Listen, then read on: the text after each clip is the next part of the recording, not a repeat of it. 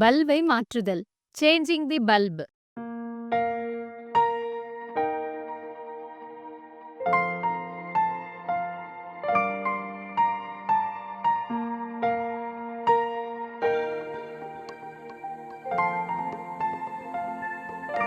சீமாவின் வீட்டில் இருந்த பல்ப் திடீரென வேலை செய்யாமல் போனதால் வீட்டில் இருள் சூழ்ந்தது.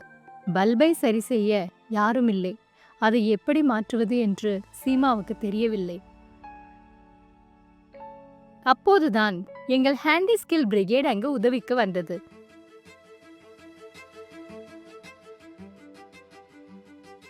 அந்த அணியை சேர்ந்த பெண்கள் பல்பை மாற்றி தந்தது மட்டுமல்லாமல் அதை எப்படி மாற்றுவது என்று சீமாவுக்கும் கற்றுக் கொடுத்தார்கள்.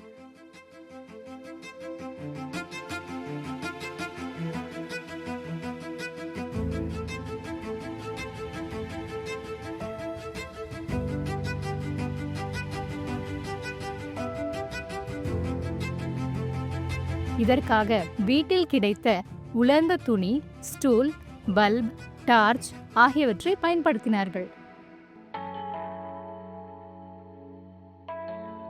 முதலில் மெயின் சப்ளையிலிருந்து ஸ்விட்சையும் எம்சிபியையும் துண்டிக்குமாறு சீமாவிடம் கூறினார்கள்.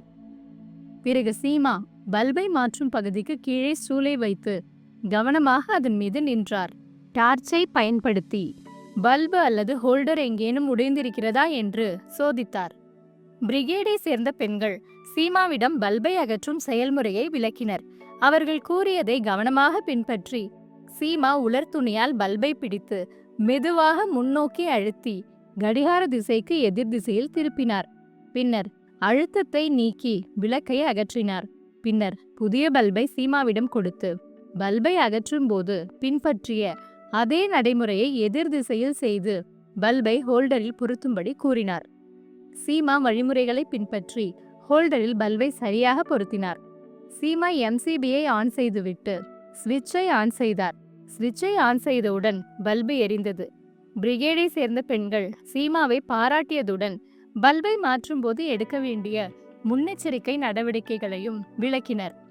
எப்போதும் காலணிகளை அணிந்து கொண்டே பல்பை மாற்றுங்கள். பல்பை மாற்றும் போது ஹோல்டர் பக்கம் வெளிச்சம் வர டார்ச்சை பயன்படுத்துங்கள். பல்பு உடைந்து கைகளில் காயம் ஏற்படாமல் கவனமாக இருங்கள். ஹேண்டி ஸ்கில் பிரிகேட் பெண்களின் உதவியுடன் சீமா பல்பை மாற்றுவது எப்படி என்று கற்றுக்கொண்டார். உங்கள் வீட்டில் உள்ள பல்புகளை மாற்றவும் நீங்கள் முயற்சி செய்ய வேண்டும். முடிவுரை: இந்த வீடியோவில் ஒரு பல்பை எப்படி மாற்றுவது, அதை மாற்றும் போது என்னென்ன முன்னெச்சரிக்கைகள் எடுக்க வேண்டும் என்பதை போன்ற தகவல்களை ஹேண்டி ஸ்கில் பிரிகேட் சீமாவிற்கு கற்றுக் கொடுத்துள்ளது. கூடுதலாக ஹேண்டி ஸ்கில் பிரிகேட் சீமாவுக்கு பல்பை எப்படி மாற்றுவது என்பதையும் கற்றுக் கொடுத்துள்ளது.